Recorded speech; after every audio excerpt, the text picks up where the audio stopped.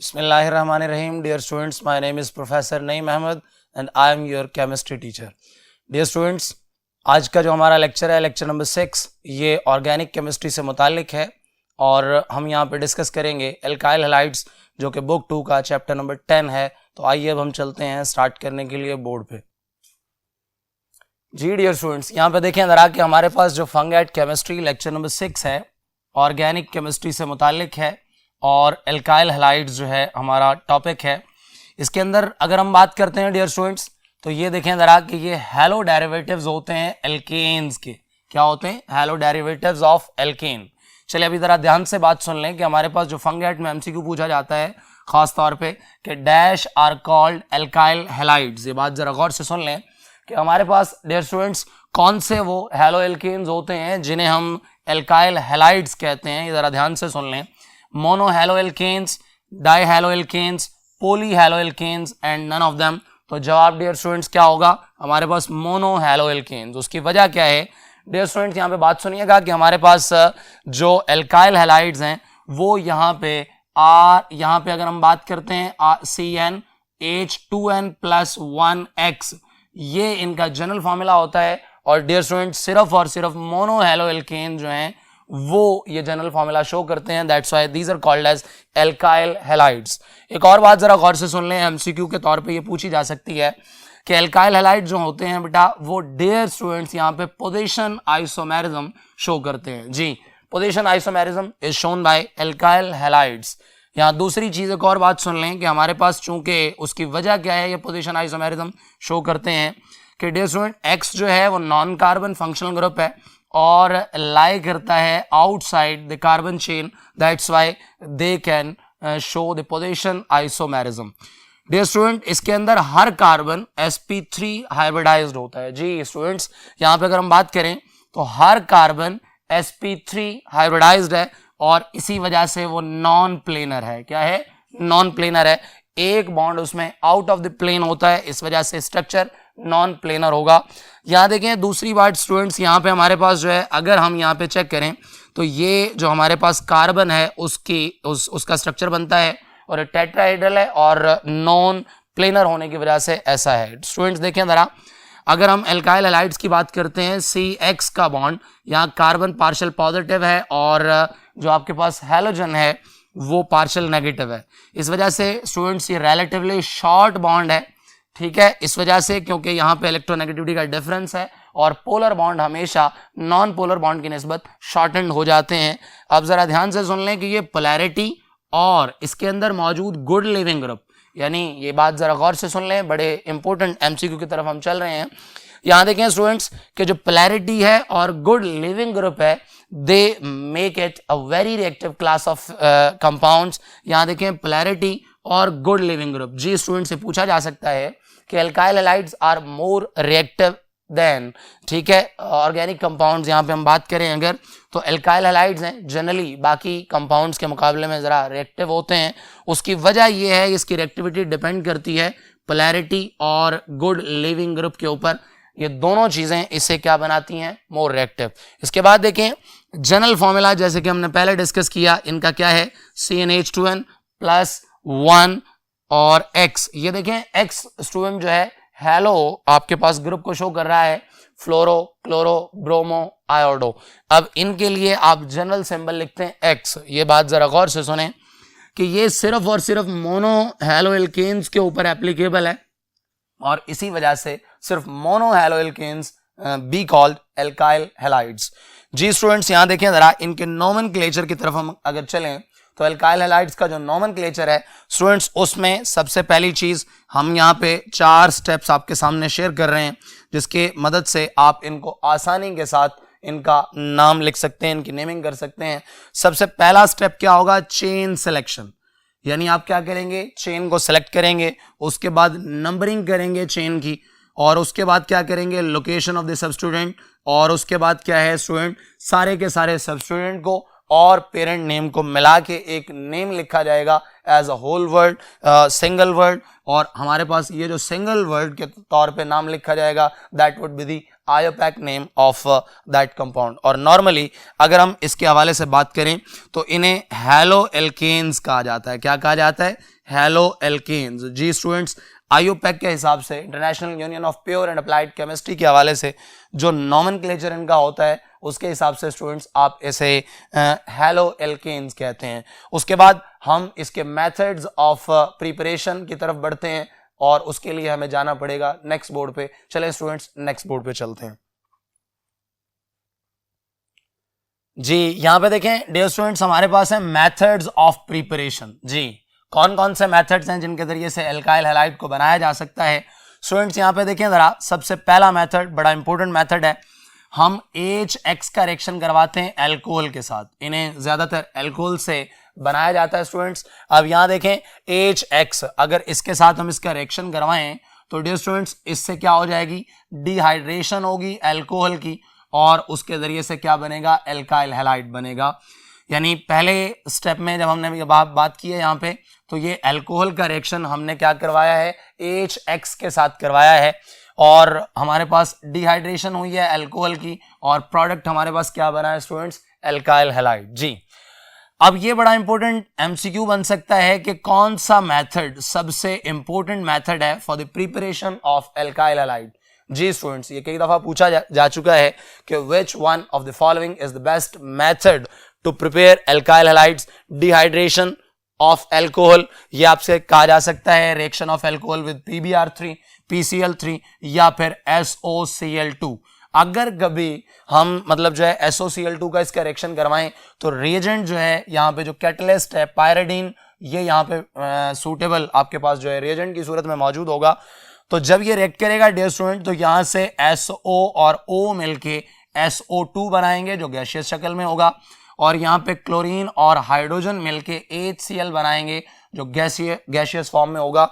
Dear students देखें जरा, जब यहाँ पे हम बात करेंगे कि हमारे पास प्रोडक्ट के साथ जो मेन प्रोडक्ट है वो एल्काइल हैलाइड तो बन रहा है, लेकिन जो बाय प्रोडक्ट बन रहे हैं वो बाय प्रोडक्ट्स, स्टूडेंट्स ये बात जरा गौर से सुन लें, चूंकि गैसियस हैं इस वजह से रिएक्शन वेसल से आसानी के साथ एस्केप हो जाएंगे और एस्केप होने के बाद पीछे हमारे पास प्योर प्रोडक्ट जो कि एक्सट्रीमली प्योर होगी एल्काइल हैलाइड बचेगी और इस तरह से एल्काइल हैलाइड को प्योर फॉर्म में यहां से हासिल किया जा सकता है। डियर स्टूडेंट, उससे नेक्स्ट देखते हैं एल्कोहल का रिएक्शन अगर हम PBr3 के साथ करवाएं तो तब भी एल्काइल हैलाइड बनेगा और साथ आपके पास यहाँ पे H3PO3 बनेगा। इसी तरह से अगर यहाँ इसका रिएक्शन हम करवाएं एल्कोहल का PCl5 के साथ तो यहाँ आपके पास जो है POCl3 साथ एल्काइल हैलाइड और HCl जो है आपके पास डियर स्टूडेंट्स बनेगा। जी स्टूडेंट्स, इससे नेक्स्ट चलते हैं। अब यहाँ देखें डबल बॉन्ड जो आपके पास एल्कीन अगर अनसैचुरेटेड कंपाउंड है जैसे कि, और इसका रिएक्शन हम करवा दें HX के साथ, यानी unsymmetrical alkene whenever reacts with unsymmetrical reagent. Dear students, एक बात जरा दोबारा से सुन लें कि जब भी कभी अनसिमेट्रिकल रिएजेंट्स अनसिमेट्रिकल आपके पास जो है एल्कीन के साथ मिलते हैं तो फिर क्या होता है? मार्कोनिकॉव्स रूल जो है फॉलो होता है। और ये बात जरा गौर से सुन लें कि X जो है उस जगह पे अटैच होता है जहां पे हाइड्रोजन की मिकदार पहले से कम होती है और ये बात जरा गौर से सुन लें कि हमारे पास हाइड्रोजन वहां लगता है जहां हाइड्रोजन की मिकदार पहले से ज्यादा होती है। इस मार्कोनिकॉव्स रूल के लिए एक जनरल स्टेटमेंट वो आपसे पूछ सकता है कि which statement can explain the Markovnikov's rule. अगर मार्कोनिकॉव्स रूल के बारे में हम बात करें तो इसे एक्सप्लेन करने के लिए हम यहाँ कहते हैं रिच गेट रिचर, यानी हाइड्रोजन वहां अटैच होगा जहां पे हाइड्रोजन की मिकदार पहले से ज्यादा है। डियर स्टूडेंट्स, ये बात दोबारा से सुन लें कि जब कभी हमारे पास अनसिमेट्रिकल रिएजेंट और अनसिमेट्रिकल एल्कीन का रिएक्शन करवाया जाए तो जो नेगेटिव पार्ट होता है अनसिमेट्रिकल रिएजेंट का वो उस कार्बन पे अटैच होता है जहां कार्बन कम से कम होते हैं और हाइड्रोजन वहां लगता है जहां हाइड्रोजन की मिकदार पहले से ज्यादा हो। उसकी खास वजह जरा गौर से सुन लें। डियर स्टूडेंट्स, यहाँ पे हमारे पास जो कार्बोकैटाइन बनेगा तो कार्बोकैटाइन टर्शरी सबसे ज्यादा स्टेबल होता है, सेकेंडरी उसके बाद और प्राइमरी सबसे कम। अब अगर यहां देखा जाए तो इस कार्बन से प्राइमरी कार्बोकैटाइन बन सकता है और इस कार्बन से सेकेंडरी कार्बोकैटाइन बनेगा। तो कार्बोकैटाइन अगर सेकेंडरी बनता है डियर स्टूडेंट्स तो वहां जो मतलब जो है कि वो जो सेकेंडरी कार्बोकेटाइन है वो ज्यादा स्टेबल है, इस वजह से हैलो ग्रुप जो है वहीं पर अटैच होगा और इस तरह से मार्कोनी-गॉस रूल के मुताबिक आपके पास alkyl halide would be the product.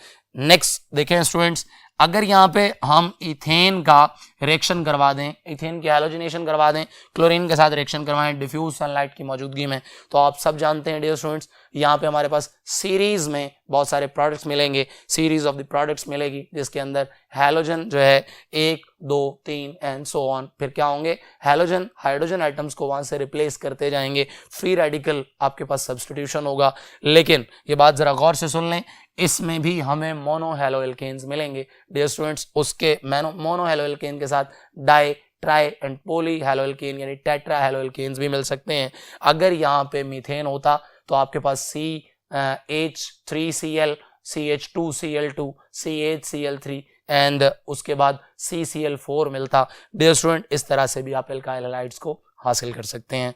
उसके बाद डियर स्टूडेंट्स एक बात जरा गौर से सुन लें, एमसीक्यू पूछा जा सकता है कि कौन सा एल्काइल आपके पास हैलाइड है जो कि डायरेक्ट मेथड के जरिए से नहीं बनाया जा सकता। तो डियर स्टूडेंट्स आप ये जरा गौर से सुन लें कि alkyl iodides can not be directly prepared, इन्हें जब भी कभी हम प्रिपेयर करेंगे तो इनके लिए एक्सेलेंट मेथड जो है वो क्या होगा, एक्सचेंज मेथड। यानी आप क्या करेंगे, आप ऐसा कर सकते हैं कि इथाइल क्लोराइड, इथाइल ब्रोमाइड या आपके पास जो है इथाइल फ्लोराइड का रिएक्शन आप NaI के साथ, सोडियम आयोडाइड के साथ करवाएंगे तो डेफिनेटली आयोडीन यहाँ अटैच हो जाएगा और इस तरह से एल्काइल आयोडाइड्स बनेंगे डियर स्टूडेंट्स। यहाँ उसके बाद जरा गौर से बात सुन लें कि एल्काइल हैलाइड्स जो है उसकी रिएक्टिविटी के बारे में थोड़ा सा हम जरा जिक्र करते हैं, उसके बाद इसे फुली एलैबोरेट करेंगे। डियर स्टूडेंट देखें जरा, जो रिएक्टिविटी है वो यहाँ पे बॉन्ड पोलैरिटी पे या बॉन्ड एनर्जी पे डिपेंड करती है। डियर स्टूडेंट्स ये बात जरा दोबारा से सुन लें कि हमारे पास जो रिएक्टिविटी एल्काइल हैलाइड्स की है वो दो चीजों पे डिपेंड करती है, number 1 bond polarity and number 2 bond energy. Bond polarity में हम अगर देखें CF CCl CBr और Ci, डियर स्टूडेंट्स जरा ध्यान से सुनिएगा, जब कभी हम नीचे की तरफ आ रहे हैं फ्लोरीन से क्लोरीन, ब्रोमीन, आयोडीन, तो हमारे पास जो बॉन्ड पोलैरिटी है वो कम हो रही है क्योंकि डिफरेंस ऑफ इलेक्ट्रोनेगेटिविटी कम हो रहा है। कार्बन की इलेक्ट्रोनेगेटिविटी आप सब जानते हैं 2.5 होती है, जबकि फ्लोरीन 4, क्लोरीन आपके पास जो है अगर आप क्लोरीन की बात करते हैं तो ये 3.0 होती है, ब्रोमीन 2.8 होती है और आयोडीन डियर स्टूडेंट्स 2.5 होती है। तो जैसे जैसे हम नीचे की तरफ आ रहे हैं बॉन्ड पोलैरिटी कम से कम हो रही है। इस तरह से बॉन्ड पोलैरिटी के हिसाब से हम बात करें तो डाउनवर्ड जैसे हम मूव कर रहे हैं तो एल्काइल आयोडाइड्स और लीस्ट क्या होंगे, अगर यहाँ पे हम बात करें कि वो नॉन पोलर हो सकते हैं या लीस्ट पोलर हो सकते हैं, वैसे ये आपके पास जो है नॉन पोलर है। अब अगर देखा जाए बॉन्ड एनर्जी के अंदर तो बॉन्ड एनर्जी के हिसाब से अगर बात करते हैं तो ये बॉन्ड की स्ट्रेंथ नीचे की तरफ क्या हो रही है, कम हो रही है डियर स्टूडेंट। वो आपको कैसे पता चला, क्योंकि बॉन्ड एनर्जी का बॉन्ड स्ट्रेंथ के साथ डायरेक्ट ताल्लुक होता है। जैसे जैसे बॉन्ड एनर्जी कम हो रही है बॉन्ड स्ट्रेंथ भी क्या होगी, कम होगी। यहां देखें जरा, एल्काइल फ्लोराइड जो है वो सबसे ज्यादा स्टेबल है, सबसे ज्यादा स्ट्रॉन्ग बॉन्ड है, सबसे ज्यादा पोलर बॉन्ड है, इस वजह से उसकी बॉन्ड एनर्जी सबसे ज्यादा है डियर स्टूडेंट्स। उसके बाद alkyl chloride, alkyl bromide and then iodide, जैसे जैसे हम नीचे की तरफ आ रहे हैं स्टूडेंट्स यहाँ पे उनकी बॉन्ड स्ट्रेंथ कम हो रही है, बॉन्ड एनर्जी भी क्या हो रही है, कम। और बॉन्ड एनर्जी और बॉन्ड पोलैरिटी को अगर मद्देनजर रखा जाए तो हम इस मतलब जो है कि हम क्या कर सकते हैं, इसका रिएक्टिविटी ऑर्डर डेवलप कर सकते हैं।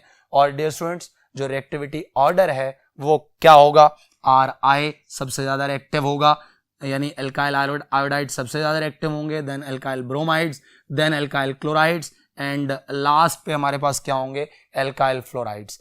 जी अगर एक स्ट्रॉन्ग इलेक्ट्रोफाइल अटैक कर रहा हो, एक स्ट्रॉन्ग इलेक्ट्रोफाइल, ये बात जरा गौर से सुन लें, पीछे एमसीक्यूज बहुत सारे सालों में पूछे गए हैं कि हमारे पास अगर स्ट्रॉन्ग इलेक्ट्रोफाइल हो तो फिर alkyl fluoride would be the most reactive. लेकिन वैसे नॉर्मली अगर बात करें तो हमारे पास एल्काइल आयोडाइड सबसे ज्यादा रिएक्टिव है और then alkyl bromide, then alkyl chloride और एल्काइल फ्लोराइड जो है वो सबसे कम रिएक्टिव है डियर स्टूडेंट्स। इसके बाद हमें इसके रिएक्शंस को एक्सप्लेन करना है और उन्हें एक्सप्लेन करने के लिए हम चलते हैं अब नेक्स्ट बोर्ड की तरफ। जी जी डियर स्टूडेंट्स, यहां देखें जरा, हम अब डिस्कस करेंगे रिएक्शंस ऑफ एल्काइल हैलाइड्स। जी स्टूडेंट्स, यहां पे देखें जरा, हमारे पास बड़े इंपॉर्टेंट रिएक्शंस हैं इसके, एसएन रिएक्शंस और बीटा एलिमिनेशन रिएक्शंस। ये ज्यादा इंपॉर्टेंट रिएक्शंस हैं, लेकिन इसके अलावा भी कुछ रिएक्शंस हैं, वो बाद में डिस्कस करेंगे। पहले हम इन दोनों को डिस्कस करते हैं। इधर देखें जरा, एसएन रिएक्शंस असल में न्यूक्लियोफिलिक सब्स्टिट्यूशन रिएक्शंस को कहा जाता है। Nucleophilic substitution reactions, nucleophilic substitution reactions. यहां देखें स्टूडेंट्स, हमारे पास इसकी दो टाइप्स हैं, एक है SN1 रिएक्शन और दूसरा है SN2 रिएक्शन। अब इनमें देखें जरा किस किस चीज का फर्क है। SN1 रिएक्शन डियर स्टूडेंट्स, मॉलिक्युलैरिटी इसमें 1 होती है और इसके साथ साथ इसके अंदर SN2 में इसकी मॉलिक्युलैरिटी 2 होती है स्टूडेंट्स। इसका जनरल रिएक्शन अगर मैं आपके सामने लिखूं मैकेनिज्म के हवाले से, तो यहां पे देखें जो सबस्ट्रेट है यानी एल्काइल हैलाइड, ये क्या करेगा स्टूडेंट, पहले स्लो रिएक्शन है, ये पोलर सॉल्वेंट की मदद से, पोलर सॉल्वेंट जो है यहाँ पे इस्तेमाल होगा और ये आयोनाइज होगा, कार्बोकैटाइन बनाएगा और यहाँ से X जो है वो लीव कर जाएगा, लीविंग ग्रुप है इस वजह से लीव कर जाएगा।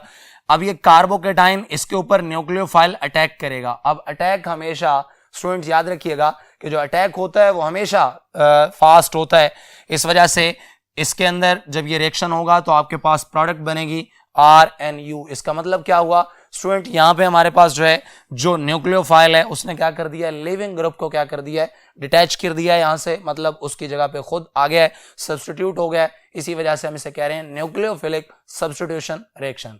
ये बात जरा गौर से सुन लें, यहाँ पे एल्काइल हैलाइड को आप सबस्ट्रेट मॉलिक्यूल कहेंगे और जो न्यूक्लियोफाइल है ये आपके पास क्या है, न्यूक्लियोफाइल वो स्पीशी होती है स्टूडेंट्स जो पॉजिटिव स्पीशी के ऊपर अटैक करती है। मतलब कहने का ये है कि न्यूक्लियोफाइल नेगेटिव भी हो सकता है या आपके पास न्यूट्रल हो सकता है, जिसके पास लोन पेयर हो या एक्सेस ऑफ इलेक्ट्रॉन्स हो, तो वो चीज न्यूक्लियोफाइल के तौर पे काम कर सकती है। अब यहां देखें जरा, जो आपके पास प्रोडक्ट बना उसमें न्यूक्लियोफाइल जो है लिविंग ग्रुप की जगह पे अटैच हो गया है। लिविंग ग्रुप वो स्पीशी होती है जो रिएक्शन के दौरान लीव कर जाती है, डिटैच हो जाती है। SN2 के अंदर देखें, अगर ये काम हम करते हैं तो न्यूक्लियोफाइल और सबस्ट्रेट एक ही मतलब स्टेप के अंदर हिस्सा लेते हैं। अब यहां देखें तो हमारे पास दो स्टेप्स थे, ये सिंगल स्टेप मैकेनिज्म है। यहाँ क्या होगा, न्यूक्लियोफाइल इसकी जगह पे अटैच होगा और इसको क्या करेगा, किक बैक करेगा, यहाँ से रिमूव कर देगा। और ये चूंकि आपके पास जरा ध्यान से सुन लीजिएगा कि जब एक न्यूक्लियोफाइल क्या कर रहा है, अटैक भी कर रहा है और उसके साथ साथ आपके पास जो है लिविंग ग्रुप लीव भी कर रहा है, तो दोनों को रिएक्ट करने के लिए टाइम चाहिए, टाइम कंजप्शन है, इस वजह से ये प्रोसेस स्लो हो जाएगा। अब डियर स्टूडेंट्स एक और बात सुन लें जरा, यहाँ पे जब न्यूक्लियोफाइल ने अटैक करना है तो न्यूक्लियोफाइल और जो आपके पास लिविंग ग्रुप है इसमें रिपल्शन चूंकि ज्यादा होती है, इस वजह से ये हमेशा इसके बैक से क्या करेगा, अटैक करेगा और 100% इन्वर्टेड प्रोडक्ट मिलेगी। इसी वजह से यहाँ पे मैंने आपके सामने लिखा हुआ है, यहाँ जरा ध्यान से सुन लें, यहाँ पे 100% इन्वर्जन होती है। और यहाँ जब देखा जाए तो चूंकि कार्बोकैटाइन बन चुका है, कार्बोकैटाइन बन चुका है, यहाँ कार्बन के ऊपर अटैक करना, चाहे इधर से न्यूक्लियोफाइल अटैक करे चाहे इधर से न्यूक्लियोफाइल अटैक करे, कोई मसला नहीं है। लेकिन यहाँ आपके पास जब यहाँ देखें जरा, चूंकि इसकी बात अगर हम करें तो कार्बोकैटाइन तो है नहीं, यहाँ देखें अगर लेट से कि यहाँ आपके पास क्या है, यहाँ आपके पास जो है X ग्रुप मौजूद है, तो न्यूक्लियोफाइल हमेशा इसके बैक से अटैक करेगा और ये यहाँ से लीव करेगा। डियर स्टूडेंट्स जरा ध्यान से बात सुन लें कि ये चूंकि अलग-अलग एक स्टेप में, ये पहले स्टेप में क्या होता है, आयोनाइजेशन होती है, दूसरे स्टेप में अटैक होता है स्टूडेंट्स। यहां अगर देखा जाए तो ये दोनों काम एक ही स्टेप में हो रहे हैं। देखें यहां पे आपके पास जो है जो कार्बन है, वहां कार्बन जब यहां पे आप बात करेंगे तो कार्बन क्या करेगा, दो बॉन्ड, ये 3 बॉन्ड जो है इसके रेगुलर होंगे और एक बॉन्ड जो टूट रहा होगा और एक बॉन्ड जो बन रहा होगा वो आपके पास फ्रैक्शनल बॉन्ड्स होंगे। तो ट्रांजिशन स्टेट के अंदर इसकी ज्योमेट्री जो है ट्रायगोनल प्लेनर होगी। और इसी तरह से यहाँ पे चूंकि कार्बोकैटाइन बनेगा तो डियर स्टूडेंट्स कार्बोकैटाइन की ज्योमेट्री ट्रायगोनल प्लेनर होती है, क्योंकि उसके पास जब कार्बोकैटाइन बनता है तो वो एक बॉन्ड टूट के बनता है, जब एक बॉन्ड कम हो जाए तो कार्बन 3 बॉन्ड बनाता है और 3 बॉन्ड बनाने वाली कार्बन जो है ट्रायगोनल प्लेनर ज्योमेट्री रखती है। तो यहाँ अगर देखें इंटरमीडिएट इसकी भी sp2 है और यहाँ पे भी क्या है sp2 है। ये बात जरा क्लियर तरीके से सुन लें कि इसका इंटरमीडिएट जो बनता है स्टूडेंट्स उसकी हाइब्रिडाइजेशन भी sp2 है और ट्राइगोनल प्लेनर ज्योमेट्री है। इसकी जो आपके पास ट्रांजिशन स्टेट आ रही है इंटरमीडिएट जो आपके पास यहाँ पे स्टेज आती है वहाँ पे भी इसकी जो हाइब्रिडाइजेशन है sp2 है और डियर स्टूडेंट्स इसकी जो ज्योमेट्री है ट्राइगोनल प्लेनर ही है। उसके बाद देखें ज़रा, यहाँ अटैक चूंकि किसी भी साइड से हो सकता है तो 50% इन्वर्टेड प्रोडक्ट मिलती है और डियर स्टूडेंट 50% रिटेंशन प्रोडक्ट मिलती है। इस वजह से जो मिक्सचर हमें मिलता है that is called as racemic mixture and the process is called racemization. और डियर स्टूडेंट यहाँ देखें, यहाँ चूंकि अटैक हमेशा ऑपोजिट साइड से होगा इस वजह से 100% इन्वर्जन होगी और डियर स्टूडेंट्स इसको कहते हैं वॉल्डन्स इन्वर्जन। क्या कहते हैं? वॉल्डन्स इन्वर्जन बोलते हैं। उसके बाद देखें स्टूडेंट, यहाँ ऑर्डर जो है रिएक्टिविटी का उसमें देखें सबसे पहले टर्शरी जो आपके पास यहाँ पे एल्काइल हैलाइड्स होंगे वो सबसे ज़्यादा रिएक्टिव होंगे SN1 में। उसके बाद सेकेंडरी, उसके बाद प्राइमरी एंड देन मिथाइल। ये बात ज़रा गौर से सुन लें, यहाँ पे आपके पास टर्शरी सबसे ज़्यादा रिएक्टिव होगा जब कभी हम SN1 की बात करेंगे और यहाँ टर्शरी सबसे कम आपके पास जो है क्या होगा, सबसे लीस्ट रिएक्टिव होगा जब हम कभी बात करेंगे SN2 की। स्टूडेंट्स ये बात याद रखनी है कि यहाँ मिथाइल सबसे ज़्यादा रिएक्टिव है जब हम SN2 की बात करते हैं और यहाँ मिथाइल सबसे कम रिएक्टिव है जब हम किसकी बात करते हैं? SN1 की। इसके बाद देखें कि हमारे पास SN1 की जब बात करते हैं तो इसका रेट लॉ जो है, जब भी रेट लॉ लिखा जाता है तो वो हमारे पास जो है स्लो स्टेप से लिखा जाता है। तो स्लो स्टेप के अंदर सिर्फ एल्काइल हैलाइड वो इन्वॉल्व हो रहा है, इस वजह से रेट लॉ के अंदर सिर्फ यही लिखा जाएगा और इसी वजह से इसका ऑर्डर जो होगा वो क्या होगा? 1 होगा। ऑर्डर क्या होगा? 1 होगा। डियर स्टूडेंट उसके बाद देखें ज़रा, हम अगर SN2 की बात करें तो SN2 के अंदर जो है एक ही स्टेप है और वही स्लो स्टेप भी होगा। जब कभी एक मैकेनिज्म सिंगल स्टेप पे मुश्तमिल हो तो वही उसका रेट डिटरमिनिंग स्टेप भी होता है, उसी से रेट लॉ लिखते हैं। अब जो रेट लॉ है बेटा उसके अंदर देखें स्टूडेंट्स, यहाँ एल्काइल हैलाइड भी शामिल होगा और न्यूक्लियोफाइल भी शामिल होगा और ये आपको जैसे मैंने बताया कि ये 1 स्टेप मैकेनिज्म है। अब अगर देखें तो अगर ऑर्डर लिखा जाए तो ऑर्डर में हमारे पास 1 ऑर्डर एल्काइल हैलाइड के हवाले से है और 1 न्यूक्लियोफाइल के हवाले से, तो ऑर्डर क्या बना? 2। तो ऑर्डर इसका क्या है? 2 है। अब यहाँ अगर देखा जाए SN1 में ऑर्डर 1 है और SN2 में क्या है डियर स्टूडेंट्स? 2 है। उसके आगे चलते हैं ज़रा, यहाँ पे जो SN1 है वो फेवर होता है इन पोलर सॉल्वेंट्स क्योंकि ईज आपके पास जो है यहाँ पे इसकी आयोनाइजेशन की ईज ऑफ आयोनाइजेशन अगर देखा जाए तो पोलर सॉल्वेंट्स में है, जबकि यहाँ ये नॉन पोलर सॉल्वेंट्स जो है उसके अंदर क्या होता है? फेवर होता है। ये नॉन पोलर सॉल्वेंट्स इसको क्या करते हैं? इजी बनाते हैं।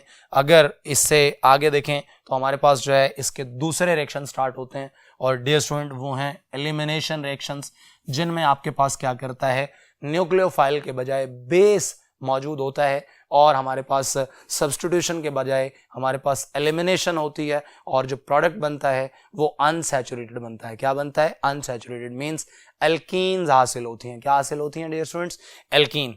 इनके अंदर अगर E1 और E2 की बात की जाए तो E1 जो है बिल्कुल सिमिलर होता है SN1 के और E2 बिल्कुल सिमिलर होता है SN2 के, लेकिन फर्क क्या है स्टूडेंट्स? जरा बात सुन लीजिएगा।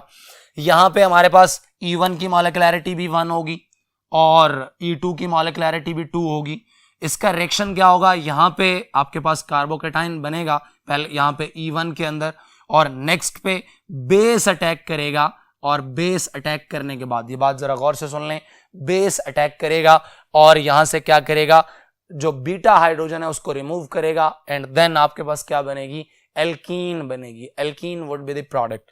जबकि E2 में अगर हम बात करें तो हमारे पास बेस और जो बेस है वो और आपके पास जो है, ये बात जरा गौर से सुन लें, जब बेस अटैक करेगा साथ ही लिविंग ग्रुप लीव करेगा, प्रोटॉन भी रिमूव होगा और लिविंग ग्रुप भी लीव करेगा। दोनों चीजें जब रिमूव होंगी, दो एडजेसेंट कार्बन एटम से 2 एटम जब भी रिमूव हो तो डबल बॉन्ड जो है मुकद्दर होता है किसी कंपाउंड का। डियर स्टूडेंट अगर ऐसा हो तो उस वक्त भी एल्कीन बनेगी। अब यहां देखें जरा, E1 के अंदर जो अटैक है वो मतलब जो है कि यहाँ पे हम बात जैसे कर रहे थे तो यहाँ अटैक होके सब्स्टिट्यूशन तो हो ही नहीं रही, इस वजह से यहाँ पे इन्वर्जन और जो आपके पास रेसिमाइजेशन यानी रिटेंशन और इन्वर्जन का कॉन्सेप्ट बचता ही नहीं है, तो ये पॉइंट यहाँ पे हम डिस्कस नहीं कर सकते। यानी E1 और E2 में हमारे पास अटैक जो है वो या मतलब जो है लिविंग ग्रुप का क्या करना है, लीव करता है, जो करता है, ये बात जरा गौर से सुन लें।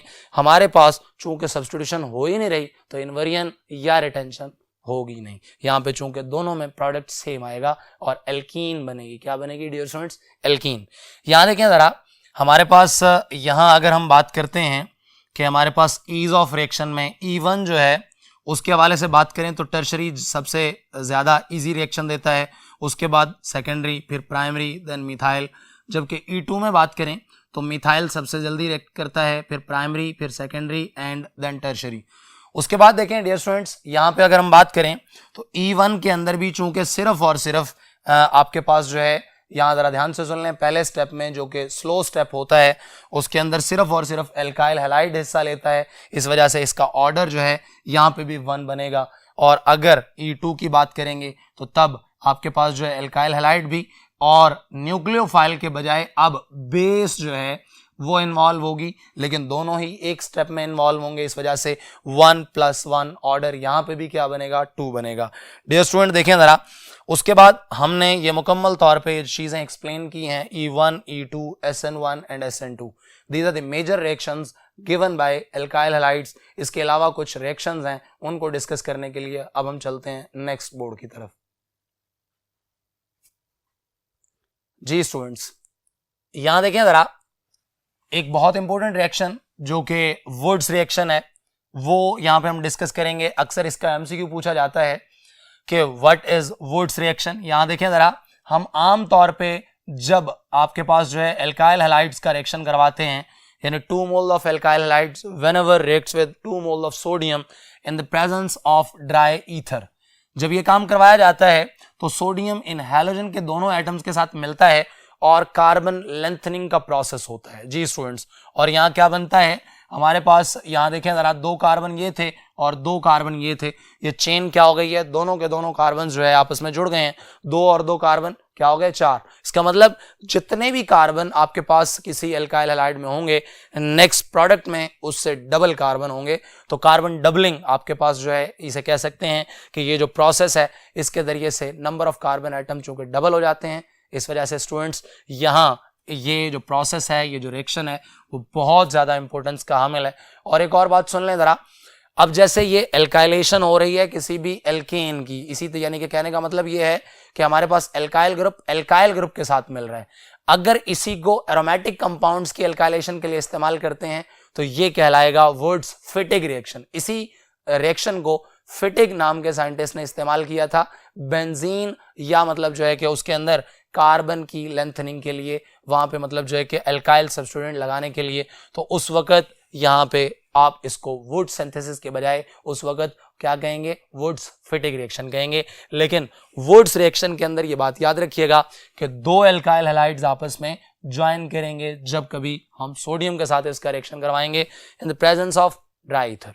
जी स्टूडेंट्स, नेक्स्ट देखें जरा, अब रिडक्शन ऑफ एल्काइल हैलाइड है, रिडक्शन ऑफ एल्काइल हैलाइड, इसको कैसे रिड्यूस करेंगे हम? यहाँ पे देखें जरा, जिंक जो है वो HCl की मौजूदगी में रिएक्ट करेगा और HCl भी यहाँ पे एक्वस होगा। जी स्टूडेंट्स, तो यहाँ देखें, जैसे कि मैंने आपके सामने पहले निशान लगाए हुए थे कि जो हमारे पास यहाँ पे ये क्लोरीन है और ये जिंक है और ये क्लोरीन है डियर स्टूडेंट, ये आपस में मिलेंगे और ये क्या बनाएंगे? जिंक क्लोराइड बनाएंगे।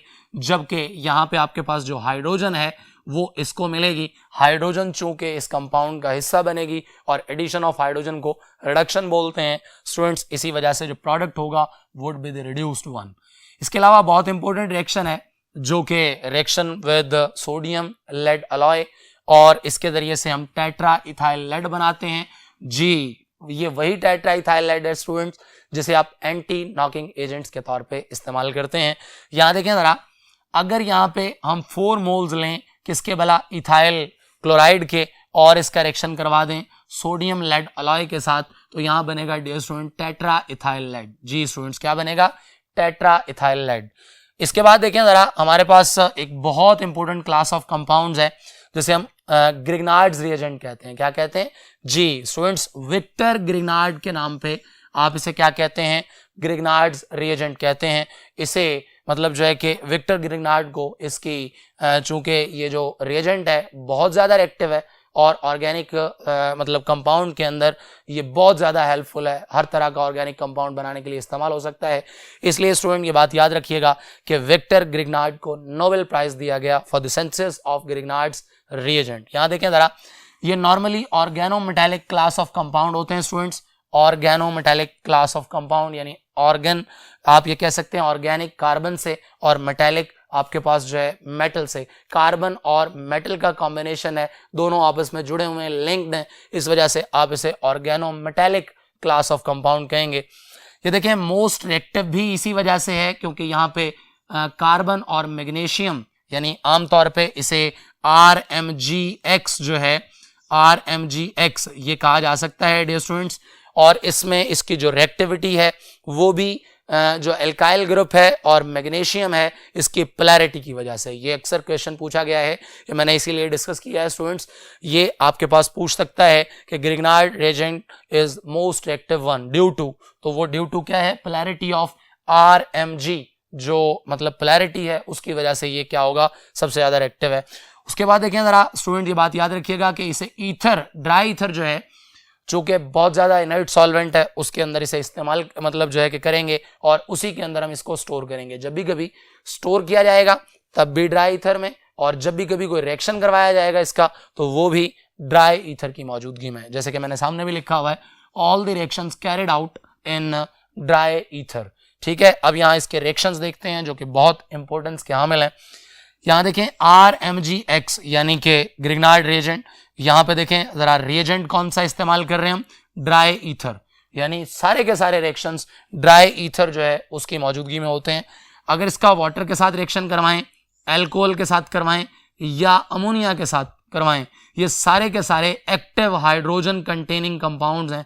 क्या है स्टूडेंट्स, यहाँ देखें जरा, अगर इस OH की बात हम करें तो हमारे पास ये वाला जो OH है, यहाँ देखें ये इस तरह से आपके पास, ये देखें जरा, partial positive and partial negative, ये आपके पास जो है ये दो अलग अलग चीजें हैं। यहाँ पे भी पार्शियल पॉजिटिव है, यहाँ पे भी पार्शियल पॉजिटिव है और यहाँ पे भी पार्शियल पॉजिटिव है। ये तीनों स्पीशी एक्टिव हाइड्रोजन कंटेनिंग है, और जब भी कभी ग्रिग्नार्ड रिएजेंट का एक्टिव हाइड्रोजन कंटेनिंग कंपाउंड्स के साथ रिएक्शन करवाया जाता है, मॉलिक्यूल्स के साथ रिएक्शन करवाया जाता है, तो एल्केन्स हमें हासिल होती हैं, और ये हम डिस्कस कर चुके हैं चैप्टर नंबर 8 एल्केन्स के अंदर। ठीक है, एलिफैटिक हाइड्रोकार्बन्स में हमने ये पढ़ा भी है, प्रिपरेशन ऑफ एल्केन्स के अंदर। दूसरी बात देखें जरा, जब ये कार्बन डाइऑक्साइड के साथ रिएक्शन करता है या हमारे पास एल्डिहाइड जो जैसे कि फॉर्मल्डिहाइड एसिटल्डिहाइड के साथ, या कीटोन के साथ रिएक्शन करता है एसीटोन, या आपके पास जो है एपॉक्साइड के साथ रिएक्शन करता है।